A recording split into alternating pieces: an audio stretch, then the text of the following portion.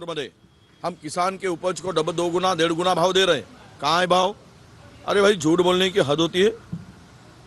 खरं म्हणजे खरं बोलायचं, खोटं किती बोलायचं ते बोलून गेलेत। कापूस, तुम्ही ज्यावेळेस कापूस निघतो त्यावेळेस कापूस निर्यात करता, गाठी निर्यात करता कापसाच्या। सोयाबीन निघतो त्यावेळेस सोया ऑइल इंपोर्ट करता।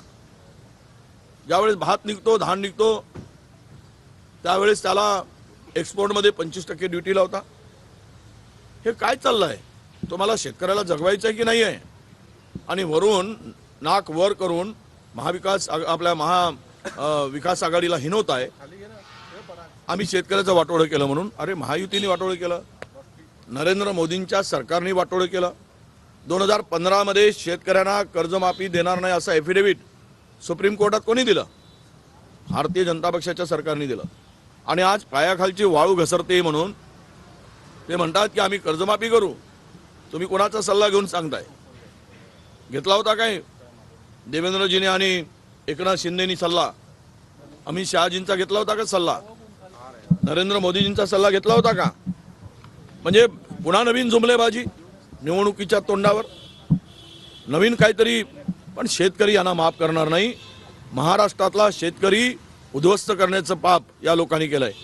20,000 शेतकऱ्यांच्या आत्महत्या 10 वर्षामध्ये झालेल्या आहेत। या सगळ्या पापाचे वाटेकरी महायुती आहे, महापापी महायुती सरकार आहे।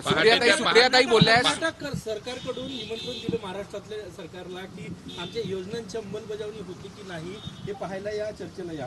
नहीं, यहाँ पे सब झूठों के सरदार भरे सगळे इतके खोटारडे लोक महाराष्ट्राच्या गादीवर बसलेत। अरे, जे लोक दुसऱ्याचं पक्ष फोडतात, चिन्ह पळवतात, बेईमानी करून सत्ता मिळवतात, असंविधानिकरित्या खुर्चीवर बसतात, या लोकांच्याकडून खोटं बोलण्याशिवाय काय अपेक्षित आहे? कर्नाटकाला बदनाम करण्यापेक्षा जाऊन बघितलं तर तुम्हाला कळेल। महाराष्ट्रामध्ये लाडकी बहीण आणल्यानंतर कर्नाटकामध्ये आम्ही बंद केली अशी जी जाहिरात दिली, तेलंगणामध्ये बंद केली अशी जाहिरात देऊन लोकांची दिशाभूल करण्याचं पाप करताय। म्हणजे तुम्ही 5 महिन्यापासून मध्य प्रदेशमध्ये लाडकी बहीणचे पैसे नाही दिलेत, तुम्हाला ते दिसत नाही। आणि दुसऱ्या राज्याला काँग्रेसला बदनाम करायसाठी दुसऱ्या राज्यामध्ये हे खोटं फेक नेरेटिव्ह यांच्या रक्तात आहे, हे दुसऱ्यावर आरोप करतात। म्हणून मला भारतीय जनता पक्षाच्या नेत्यांना कर्नाटकाचं आमंत्रण स्वीकारून जा आणि आपलं तोंड स्वच्छ करून परत या। पहाटेचा शपथविधी होण्यापूर्वी जे होती बैठका झाल्या होत्या अदानी सोबत, अमित शहा सोबत, शरद पवारांच्या, असं अजितदादा म्हणाले।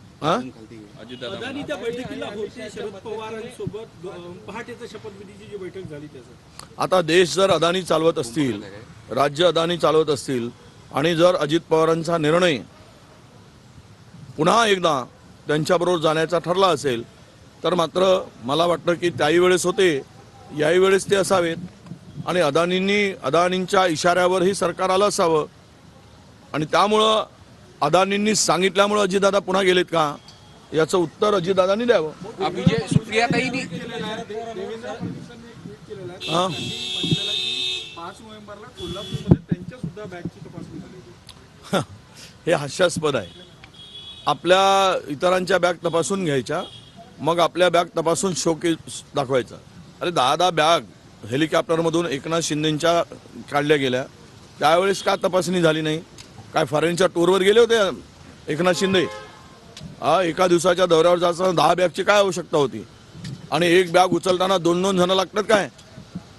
2 बाजूला पकडायला बॅग, त्या बॅगमध्ये काही कापड असलेली बॅग 2 जण लागतात? हे आता गडकरी जी म्हणाले, फडणवीस जी म्हणाले,